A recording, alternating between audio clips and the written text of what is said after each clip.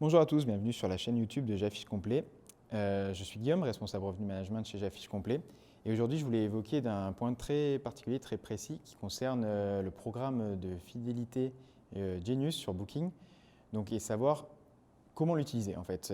C'est vrai qu'on peut avoir des retours d'expérience ou on peut avoir des clients qui… Il faut savoir qu'il y a 3 niveaux dans ce programme et on va avoir des clients qui vont direct activer les 3 niveaux. Donc pour nous, c'est quand même quelque chose dont il faut faire attention. C'est comme tout, c'est comme les promotions. On ne cumule pas des promotions, on ne met pas des promotions juste parce que c'est disponible. Il faut que ça ait un sens, que ça ait une logique derrière.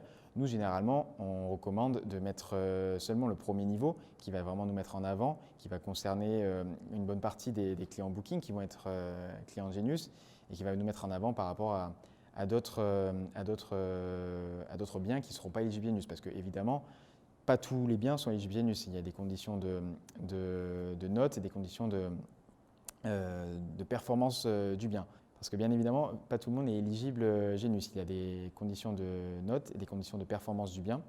Donc voilà, nous, quand on est généralement éligible Genius, on recommande de le mettre en place. Donc il existe plusieurs niveaux de Genius, 3 niveaux. Donc le premier niveau, on va avoir 10% de réduction. Enfin, le voyageur va avoir 10% de réduction. Donc c'est forcément à prendre en compte avec la stratégie tarifaire que vous allez mettre. Ensuite, il y a le niveau 2 où c'est 15% de réduction et le dernier niveau où on est sur 20% de réduction. Donc nous, généralement, on recommande de se mettre sur le premier niveau. Et le deuxième niveau et le troisième niveau, on estime que ce n'est pas forcément nécessaire ou alors on le déclenche que dans des cas vraiment particuliers où les biens sont vraiment en souffrance et c'est nécessaire. Après, il y a une deuxième chose à savoir sur le programme Genius, c'est que quand vous allez vous inscrire au programme Genius, il va vous proposer d'avoir la tarification dynamique, d'avoir cette gestion du discount dynamique, où là, on pourra avoir un discount évoluant, et ce ne sera pas fixe, ce ne sera pas 10%, 15%, 20% en fonction des niveaux, mais ça pourrait évoluer, et ça, c'est vraiment l'algorithme Booking qui décidera. Donc nous, on ne recommande absolument pas de mettre un pricing dynamique.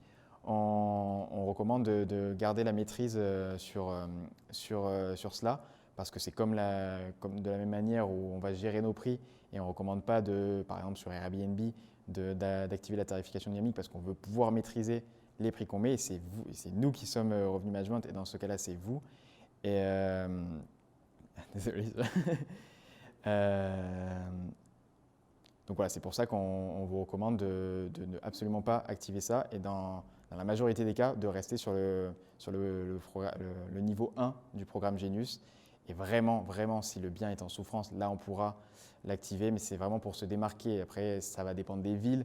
Un programme Genius va aider à nous mettre en avant. Donc, ça va nous mettre en avant. Si vous êtes sur une ville avec énormément de biens et que vous voyez dans vos recherches, votre bien n'arrive pas en premier, ben oui, là, ça va être pertinent. Si vous êtes sur une petite ville où il n'y a qu'une page de biens et que vous êtes déjà super bien référencé, dans ce cas-là, ce n'est pas nécessaire de cumuler les réductions, mais plutôt, si ça ne marche pas, revoir votre bien lui-même ou la gestion de base, votre stratégie initiale avant de penser à mettre trop de promotions.